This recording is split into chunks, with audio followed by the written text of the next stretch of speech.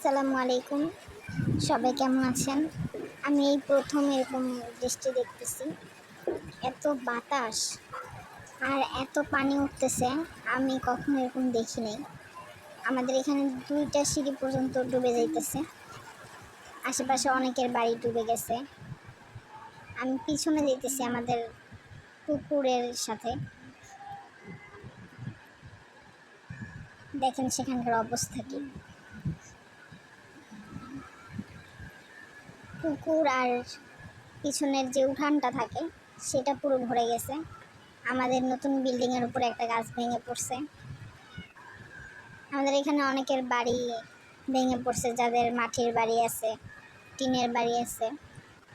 এরকম পানি আমার বাবারা দাদারা কখনো দেখে নাই। অনেক মানুষের অনেক রকম ক্ষতি হয়েছে।